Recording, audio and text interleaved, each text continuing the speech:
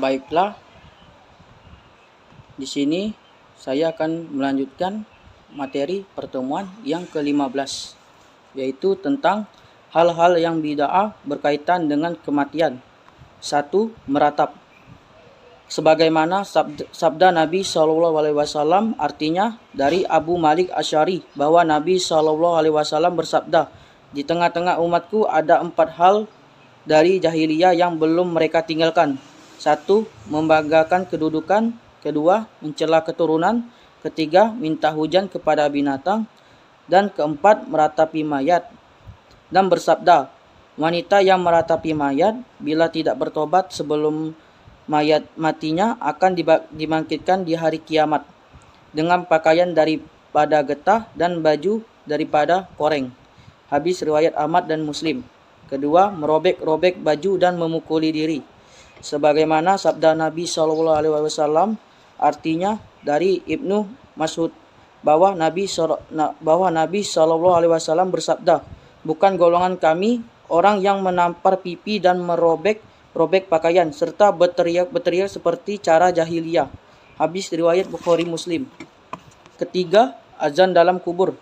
Tidak ada dalil yang mensyariatkan azan di atas kubur, tetapi azan ini diisyariatkan dalam 2 hal. 1. Azan sebagai panggilan untuk sholat fardu. Dan kedua ialah azan untuk anak yang baru lahir. 4. Talqin di atas kubur. Kata talqin berasal dari laqona yang berarti ajaran atau mengajar.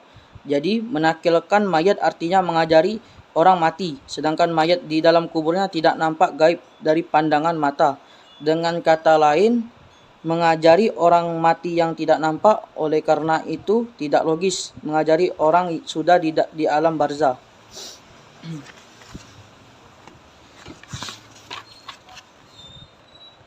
Kelima, upacara kenduri. Upacara kenduri bisa saja dilakukan yaitu dengan 1. Membaca surat Yasin, tasbih, tahmid, dan tahlil bersama tahlilan. Surat Yasin adalah bagian dari Al-Quran, maka membaca Yasin berarti membaca Al-Quran. Wajib bagi seorang muslim membacanya dan Allah pasti memberikan pahala, terutama bagi yang membaca dan yang mendengarkan bacaannya. Selanjutnya, yang kedua, mengirim pahala dari bacaan tahlilan untuk si mayit. Di dalam surat Al-Zalzalah ayat 7 dan 8 Allah berfirman, Faman ya'mal mithqala dzarratin khairan yarah wa may ya'mal mithqala dzarratin syarran yarah.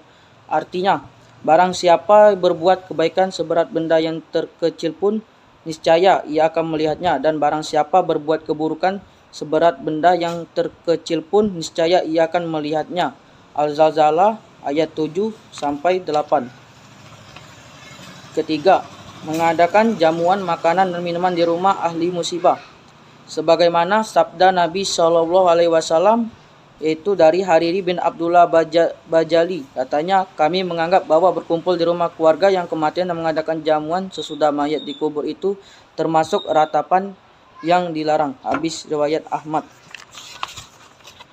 Selanjutnya, 6. Ulang tahun kematian. Ulang tahun kematian maksudnya adalah suatu upacara yang dilakukan dalam rangka memperingati hari kematian sesuai dengan tanggal wafatnya seseorang dengan ritual sebagaimana acara 3 hari, 7 hari, atau 4 hari sebagaimana diterangkan di muka.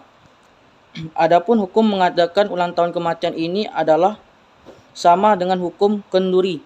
Sebagaimana uraian terdahulu, hanya waktu pelaksanaan saja yang berbeda. Ketujuh, atau yang terakhir, sedekah ruah atau ruahan. Yang dimaksud dengan sedekah ruahan ialah suatu upacara untuk mengenang atau memperingati anggota keluarga yang telah mendahului secara kolektif. Dengan mengadakan sedekah diiringi dengan ritual tahlilan, yang maksudnya pahala serangkaian tahlilan dan pahala hasil sedekahan itu dikirimkan kepada seluruh anggota keluarganya yang sudah meninggal tersebut.